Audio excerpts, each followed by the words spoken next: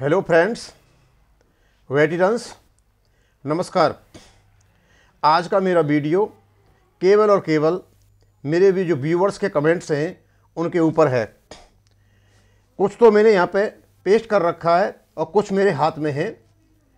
सबसे पहले जो लेटेस्ट कमेंट आया है उसके बारे में बताऊंगा। ये शंभू नारायण जी हैं। ये कहते हैं मैंने स्पर्श पीपीओ से लाइव सर्टिफिकेट दिया परंतु मेरा सर्टिफिकेट रिजेक्ट कर दिया गया।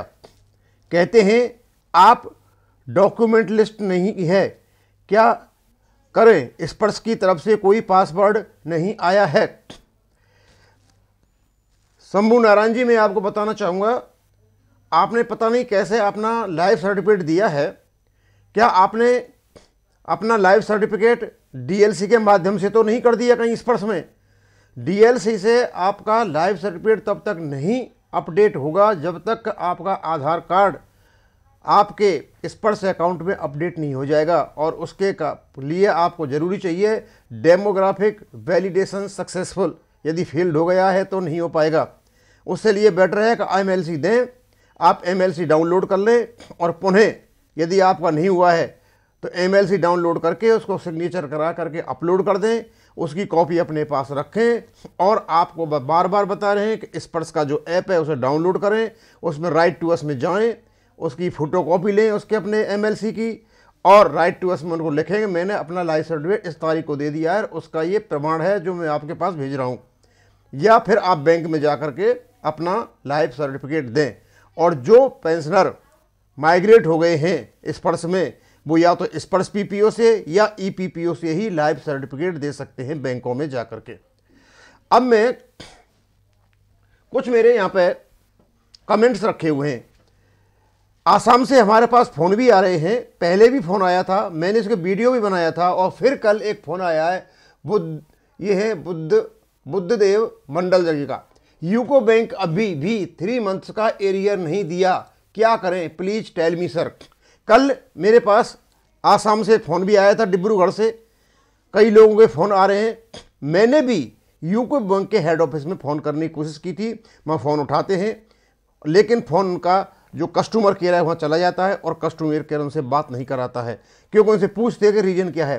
हम आपको बताना चाहेंगे यूको बैंक के जितने भी कर्मचारी हैं, आप अपने अपने ज़िले के जो जिला सैनिक बोर्ड है वहाँ पर जाएँ और अपना रिप्रेजेंटेटिव बताएं कि हमको अभी तक वो एरियर नहीं मिला है और एक कॉपी उसी की लेकर के आप कलेक्टर ऑफिस में जाएं, क्योंकि जिला सैनिक बोर्ड का जो अध्यक्ष होता है कलेक्टर होता है, ये वहाँ होगा एक्शन का। ऐसा क्या हो गया कि यूको बैंक ने अभी तक पेंशनर्स का महंगाई राहत का भुगतान नहीं किया है और वो भी आर्मी के पेंशनर। ये बहुत सीरियस मैटर है, आपको अपने कदम उठाने चाहिए। किसी से कुछ मत कहो, जिला सैनिक बोर्ड इसी काम के लिए है, वो अपने आप इस केस को टेकअप करेंगे क्योंकि directly they will take the matter to MOD और टू द बैंक। बात करेंगे और कलेक्टर साहब से भी जाकर के अपना ज्ञापन दीजिए, क्योंकि यही तरीका है। आजकल पता नहीं क्या हो रहा है, काफ़ी परेशानियां हो रही हैं लोगों को।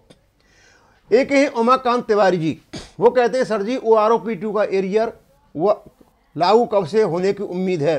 क्या यह सच है कि विलंब में बजट आड़े आ रहा है या सरकार की मंशा ही कुछ और है? उमाकांत तिवारी जी, आपने बिल्कुल नस सही पकड़ी है और आजकल ऐसी ही जो आशंकाएं व्यक्त की जा रही हैं कि पहले तो लोग सरकार की मंशा पर ही सवाल उठा रहे हैं, क्या सरकार देना नहीं चाहती है? या दूसरी ये भी बातें आ रही हैं न्यूज़पेपर्स में और सोशल मीडिया में कि भारत के पास, सरकार के पास बजट ही नहीं है। अब ये तो मानने वाली बात नहीं है कि इस प्रकार की बात तो इन्होंने कोई सुप्रीम कोर्ट में की नहीं थी।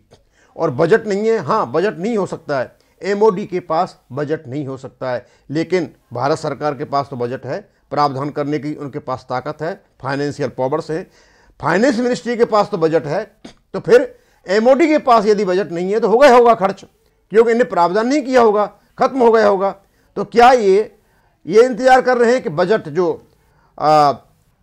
फरवरी 2023 में आएगा वहाँ तक की ले जाने की इनकी उम्मीद है? बजट उसको तो अब भी किया जा सकता है, तो बजट तो कोई बहाना नहीं हो सकता। हमें तो इनकी मंशा पर ही कुछ ऐसा लग रहा है कि इनकी मंशा ही नहीं है देने की। शोभन सिंह जी का एक बहुत ही अच्छा कमेंट है और लगभग ये हम सब पर लागू होता है। जय हिंद श्रीमान, जिस अकाउंट में पेंशन आ रही है उसको हम स्पाउस के साथ अब ज्वाइन कर सकते हैं क्या?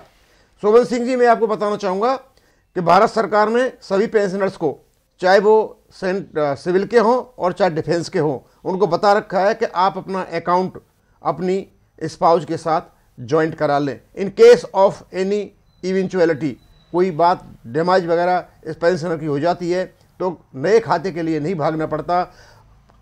कुछ फॉर्मेलिटीज पूरी होने के बाद पेंशन उसी में आना शुरू हो जाती है, और जो आपका अकाउंट है उसी में अपने स्पाउस का अकाउंट ऐड कराना है। बहुत लंबा चौड़ा नहीं करना है, एक आपको एप्लीकेशन देना है और अपने स्पाउस के जो आधार कार्ड और पैन कार्ड वगैरह वो देने, और उनका नाम ऐड हो जाएगा। किसी बैंक में जाकर कर सकते हो, और यही काम आजकल हो रहा है। नेक्स्ट है संजय ठाकुर, जो मैंने एक वीडियो डाला था जो तपन जी के साथ में हुआ था, बच्ची को ले करके वो जगह जगह घूम रहे थे और उनका इलाज नहीं हो पा रहा था। और दूसरे दिन मैंने ये भी डाला कि ECHS की उसमें क्या इंस्ट्रक्शंस हैं, सारी की सारी डालने के बाद अब कमेंट काफ़ी मात्रा में आ रहे हैं लोगों से। तो वो कहते हैं strict action to be taken to avoid in future such incident with any other beneficiary. Mister Tapan, salute to your patient and your करेज।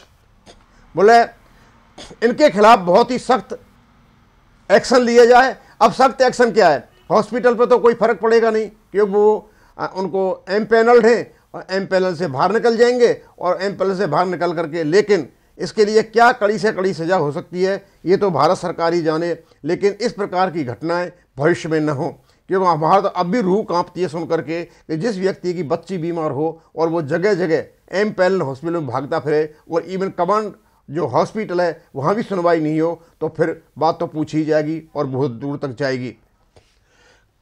एक बहुत ही मोहन कुमार है तमिलनाडु के, उन्होंने भी अपनी व्यथा बताई है, और साथ में उन्होंने बताया है कि आखिरकार ऐसा जो एमपैनल्ड हॉस्पिटल कर क्यों रहे।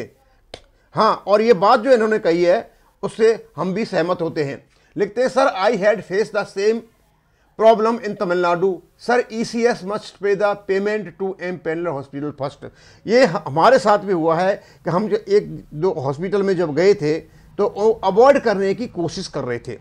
अवॉइड कोशिश करने की इसलिए कि जो एमपैनल्ड हॉस्पिटल के जो बिल भारत सरकार के पास पड़े हुए हैं वो क्लियर नहीं हो रहे हैं, और जब क्लियर नहीं हो रहे हैं तो स्वाभाविक सी बात है हॉस्पिटल तो काम इसलिए करते हैं कि उनके बिल क्लियर हों और वो इलाज करें। ये कारण हो सकता है कि इसलिए इनको अवॉइड किया गया हो, लेकिन ये भारत सरकार और एमपैनल्ड हॉस्पिटल के बीच का मामला है। इसमें जो आदमी बीमार है, जो पेंशनर है, उसका कोई भी लेना देना नहीं है। यदि बिल क्लियर नहीं हो रहे हैं तो सीधी सादी बात है, इस हॉस्पिटल को अपने को पैनल से निकल जाना चाहिए, बोलना चाहिए हम तो इसमें नहीं रहते हैं, और अपना पीछे का ड्यू इनको मिल जाएगा। लेकिन ये नहीं कि आप एमपैनल भी रहोगे और उसके बाद ट्रीटमेंट भी नहीं करोगे और पेंशनर को आप हैरास भी करोगे।